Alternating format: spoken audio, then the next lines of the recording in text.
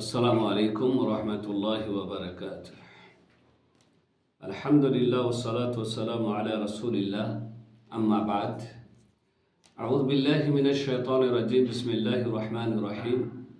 ওয়া আহাল্লাল্লাহুল বাই'a ওয়া হাররামার রিবা। সুপ্রিয় দর্শক, আমরা একটি নতুন বিষয় নিয়ে আলোচনা করতে যাচ্ছি। বিষয়টি হচ্ছে বেচাকিনা। হাদিস গ্রন্থে একটি বিরাট অধ্যায়, প্রত্যেক হাদিস গ্রন্থে এই অধ্যায়টা থাকে, যার নাম কিতাবুল বুয়ু, বেচাকিনার অধ্যায়। তো এই বেচাকিনার অধ্যায়ে এর মধ্যে বেচাকিনার মধ্যে কি হালাল কি হারাম, কোনটা জায়েজ কোনটা না জায়েজ, যে সমস্ত বিধিবিধান আল্লাহ রাব্বুল আলামিন দিয়েছেন, সেই বিধিবিধান সম্পর্কীয় হাদিসগুলি রাসূল করিম সাল্লাল্লাহু আলাইহি সাল্লাম থেকে বর্ণিত হয়েছে, যাতে করে আমরা যারা বেচা কিনা করি, ব্যবসা বাণিজ্য করি, আমাদের সকলের জেনে নেওয়া জরুরি দরকার যে আমরা কি বেচা কিনা করব, কীভাবে বেচা কিনা করব, বেচা কিনার মধ্যে কি জায়েজ আর কি জায়েজ নয়, এসব কিছু যেন আমরা বেছে এবং মেনে চলতে পারি। তাই আমরা এই বিষয়টা নিয়ে আলোচনা করব পর্যায়ক্রমে ইনশাআল্লাহ তাআলা। আজকের প্রথম বিষয় বা প্রথম দার্স, আজকের দার্সে থাকবে বেচা কিনার বিধান, তার কৌশলগত দিক এবং তার রুকুন, বেচা কিনার মধ্যে কী কী থাকতে হয় এবং বেচা কিনাতে কী কী শর্ত লাগানো যায় আর কী কী শর্ত লাগানো যায় না, এই বিষয়ের আজকে আলোচনা।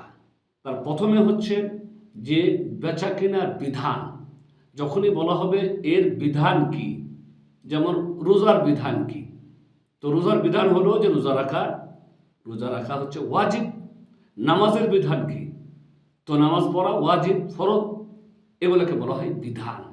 অনুরূপভাবে বেচা কেনার ক্রয় বিক্রয়ের বিধান কি, তো আমরা বলবো ক্রয় বিক্রয়ের বিধান হলো এটা বৈধ এবং শরীয়ত কর্তৃক সমর্থিত এবং শরীয়ত এর জায়েজ ঘোষণা দিয়েছে।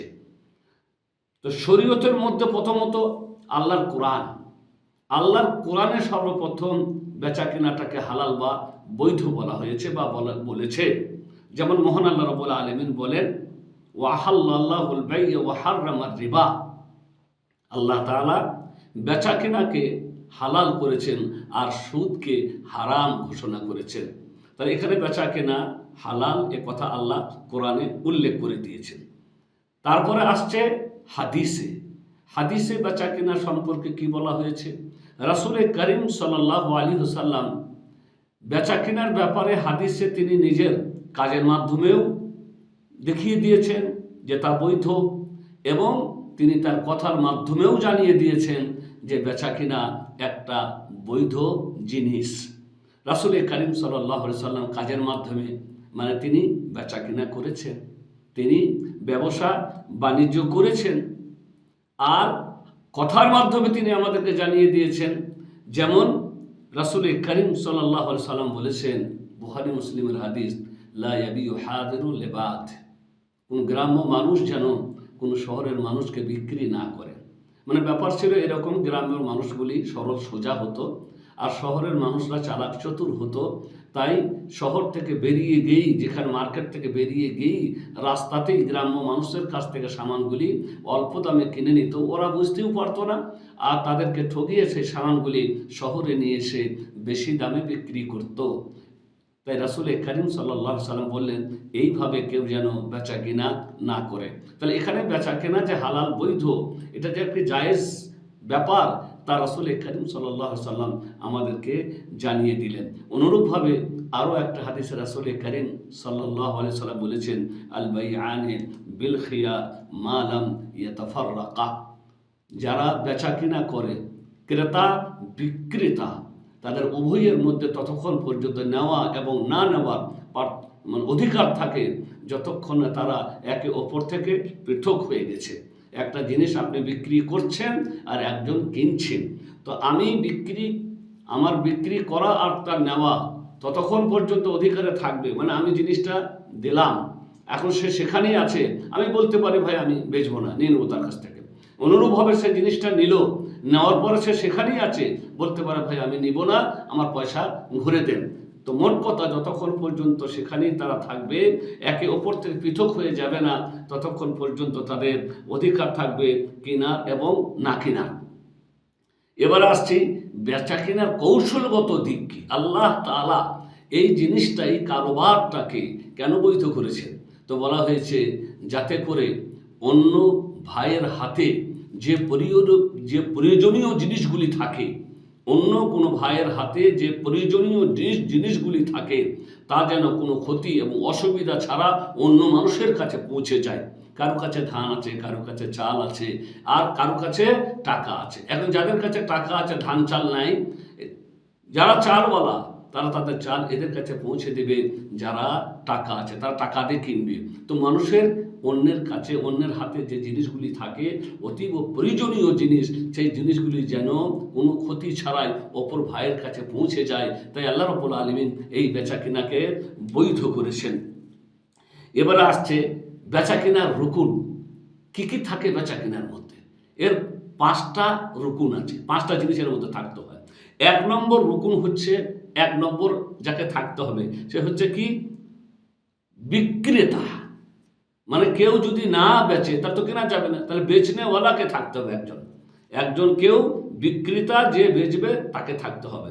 আর বিক্রেতা সম্পর্কে বলা হয়েছে সে যা বেচবে সে যেন সেই জিনিসটার মালিক হয়।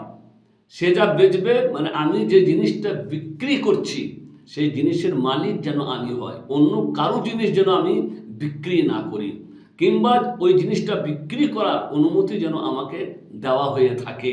এবং আমি যে বিক্রি করছি আমি যেন বুদ্ধিসম্পন্ন কোনো মানুষ হয়, মানে যে বিক্রি করছে সে যেন কোনো নির্বোধ এবং কোনো পাগল টাইপের যেন কোনো মানুষ না হয়, বরং সে বুঝে, মানে বুদ্ধিসম্পন্ন কোনো মানুষ যেন না হয়, বুদ্ধিসম্পন্ন একজন মানুষ যেন হয়, নির্বোধ যেন না হয়। 2 নম্বরে যে কিনবে, ক্রেতাকে থাকতে হবে। বেচনেওয়ালা থাকলেও তো শুধু হবে না, কিননেওয়ালাও থাকতে হবে। তাই ক্রেতাকে থাকতে হবে। আর ক্রেতার সম্পর্কে বলা হয়েছে তার জন্য জরুরি হচ্ছে সে এমন একজন মানুষ হতে হবে যে সে লেনদেন করতে জানে বা সে লেনদেন করতে পারবে। সে যেন কোনো ছোট শিশু এবং কোনো নির্বোধ কোনো মানুষ যেন না হয়, বুঝে না, কিছুই না, সে কি কিনবে কি বেচবে তার দ্বারাই সে প্রতারিত হয়ে যেতে পারে। তাই যে কিনবে সে একজন কোনো মানুষ এমন হবে যে লেনদেন করতে বুঝে এবং সে নির্বোধ যেন না হয়। 3 নম্বরে জিনিস, দ্রব্য থাকতে হবে, যেটাকে আমি কি করব? বিক্রি করব। আর বিক্রি করার জিনিসটি যদি না থাকে তাহলে বিক্রি করবোটা কি? তাহলে কি থাকতে হবে? 3 নম্বরে দ্রব্য থাকতে হবে। হ্যাঁ, যেটাকে বিক্রি করব, বিক্রি করার জিনিসটা থাকতে হবে। আর এই বিক্রি করার জিনিসটা সম্পর্কে জরুরি হচ্ছে যে সে জিনিসটা যেন বৈধ হয়, সে জিনিসটা যেন বৈধ হয় এবং সে জিনিসটা যেন কারো হস্তান্তর করার উপযুক্ত হয়। মানে আমি যে জিনিসটা দিচ্ছি সেটা যেন হস্তান্তর করা যেতে পারে, এমন জিনিস যেন না হয় যেটা হস্তান্তর করাই যাবে না, তোলাই যাবে না, ওঠানোই যাবে না, এরকম যেন না হয়, এবং সেটা যেন হস্তান্তর করা হতে পারে এবং যে কিনছে তার কাছে যেন সে তার কোয়ালিটি সম্পর্কে জ্ঞান থাকে। মানে আমি যে কিনছি আমার যেন জানা থাকে আমি যা কিনছি তার কোয়ালিটিটা কি এবং সেটা কেমন জিনিস এ সম্পর্কেও জানা থাকতে হবে। 4 নম্বরে বেচাকেনা সম্পন্ন হবে কিভাবে? বেচাকেনা সম্পন্ন হয় কথার মাধ্যমে, আবার বেচাকেনা সম্পন্ন হয় কিছু কাজের মাধ্যমে। কথার মাধ্যমে যেমন যে বেচছে সে বলবে আমি বেচলাম, যে নিচ্ছে সে বলবে আমি নিলাম, এটা হচ্ছে কথার মাধ্যমে। আমি বেচলাম, ও বললো আমি নিলাম, যাকে ইজাব ও কবুল বলা হয়।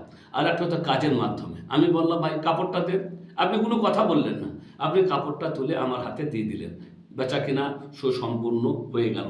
5 নম্বরে বেচা কিনার মধ্যে উভয়ের সন্তুষ্টি থাকতে হবে, উভয়ের সন্তুষ্টি থাকতে হবে। মানে জোর জবরদস্তি করে যেন কোনো জিনিস বিক্রি করা না হয়। আমি বেচতে চাই না কিন্তু জবরদস্তি করা হচ্ছে, ভাই দেন, নাছোড় বান্দার মতো, না ভাই আমার খুব দরকার, আপনাকে দিতেই হবে, না আপনাকে বেচতেই হবে। মন না চাইতেও যেন জোর করে আমার কাছ থেকে সেই জিনিসটা আপনি নিতে চাইছেন বা কিনতে চাইছেন।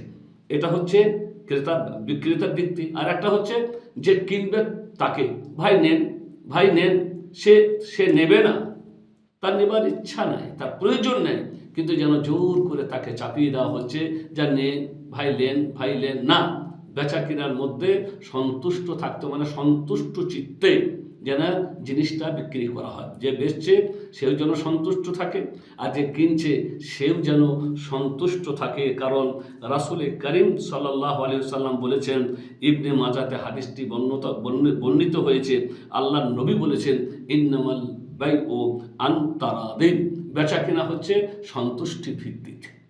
অতএব যে বেচবে আর যে কিনবে তাদের উভয়ের সন্তুষ্টির ভিত্তিতে বেচা কেনা সুসম্পূর্ণ হবে। আমার জিনিস আমি বেচছি সন্তুষ্ট মনে, আর যে কিনছে সেও কিনবে সন্তুষ্ট মনে।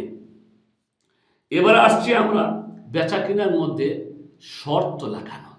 কিছু শর্ত আছে যা জায়েজ, আর কিছু শর্ত আছে যা জায়েজ নয়। শর্ত যেটা জায়েজ শর্ত, সেটা হচ্ছে যে আপনি এই শর্ত লাগাতে পারেন যে আমি যে জিনিসটা কিনছি, একটি মোবাইল কিনছেন আপনি, মনে করিলেন, তো আপনি যার কাছ থেকে কিনছেন তাকে শর্ত লাগিয়ে বলবেন, ভাই আপনার মোবাইলটা যেন মেড ইন জাপান হয় কিংবা জার্মান হয়, আপনার মোবাইলটা যেন এই কোয়ালিটির হয়, এর শর্ত লাগালেন। এবারে কেনার পরে যখন আপনি দেখবেন যে হ্যাঁ মোবাইলটা ওই রকমই যে শর্ত আপনি লাগিয়েছিলেন, তাহলে এটা এই বেচা কেনা বৈধ। আর যদি ওই কোয়ালিটির না হয় যে শর্ত আপনি লাগিয়েছিলেন, তাহলে এটা বাতিল গণ্য হবে। আপনি একটা কিতাব কিনতে চান, আপনি বলতে পারেন, ভাই আমার কিতাবের কাগজগুলি যেন হলুদ রঙের হয়, কিংবা মানে যে কোনো একটা রং বলতে পারেন, এই রঙের হয় কিতাবের কাগজগুলি। তারপরে আপনি কিনলেন, দেখলেন হ্যাঁ কাগজগুলি ওই রঙেরই, যে রঙের শর্ত আপনি লাগিয়েছিলেন, তাহলে এটা বৈধ, আপনি কিনলেন। আর যদি ওই রঙের না হয়, তাহলে এই বেচা কিনা বাতিল গণ্য হবে। অনুরূপভাবে আপনি একটা বাড়ি কিনছেন কারো কাছে, আপনি বলতে পারেন, ভাই এই বাড়ির দরজাগুলো যেন বাড়ির দরজাগুলো যেন লোহার হয়। বলেন ঠিক আছে ভাই, অসুবিধা নেই। তারপরে যখন বাড়ি দেখতে গেলেন, তখন দেখছেন বাড়ির দরজাগুলি লোহার নয়, তাহলে আপনি শর্ত অনুযায়ী এই কেনা বেচাকে আপনি কি করতে পারেন, বানচাল করতে পারেন, এটা বাতিল গণ্য হবে। অনুরূপভাবে আপনি একটা মোটরসাইকেল বিক্রি করছেন, আপনি এই শর্ত লাগাতে পারেন, ভাই আমি মোটরসাইকেলটা বিক্রি করলাম, তবে আমার একটা শর্ত হলো যে আমাকে বাড়ি পর্যন্ত পৌঁছে দিতে হবে, বাড়ি পর্যন্ত পৌঁছে দিতে হবে। আপনি একটি বাড়ি কিনছেন, আপনি বলতে পারেন, ভাই আপনি একটা বাড়ি বিক্রি করছেন, আপনি শর্ত লাগাতে পারেন বিক্রি করার সময়, ভাই এই বাড়িটা আপনাকে বিক্রি করছি, কিন্তু আমার শর্ত হলো আমি আরও 2 মাস বা 1 মাস ওই বাড়িতে থাকবো, আমার প্রয়োজন আছে। যদি মেনে নেয় তো ভালো কথা, না মানলে আপনি বিক্রি করবেন না। তো এইরকম শর্ত লাগানো কি, এরকম শর্ত লাগানো জায়েজ। আপনি কাপড় কিনছেন, কাপড় কেনার সময় আপনি বলতে পারেন, ভাই আমার শর্ত হচ্ছে এই কাপড়টা আমাকে সেলাই করে দিতে হবে। যদি মেনে নিলেন তাহলে এই শর্ত জায়েজ শর্ত, তাহলে ভালো কথা। আর না মানলে আপনি কিনবেন না। অনুরূপভাবে রাসূল করিম সাল্লাল্লাহু আলাইহি ওয়াসাল্লাম সম্পর্কে জাবের রাদিয়াল্লাহু তাআলা আনহু বলেন যে আল্লাহর নবীর কাছে একটা উট বিক্রি করার সময় এই শর্ত লাগানো হয়েছিল যে আমাকে যেন বাড়ি পর্যন্ত পৌঁছে দেওয়া হয়। রাসূল করিম সাল্লাল্লাহু আলাইহি ওয়াসাল্লাম সেই শর্ত মেনে নিয়েছিলেন। তো মোট কথা হচ্ছে বেচা কেনার মধ্যে কিছু বৈধ শর্ত আছে যা শর্ত লাগানো যায়, আর কিছু অবৈধ শর্ত আছে যেগুলি আমরা পরে জানতে চেষ্টা করব ইনশাআল্লাহ তাআলা। ওয়া সাল্লাল্লাহু আলা নবিয়িনা মুহাম্মদ ওয়া আলা আলিহি ওয়া সাহবিহি আজমাইন। আসসালামু আলাইকুম ওয়া রাহমাতুল্লাহি ওয়া বারাকাতুহু।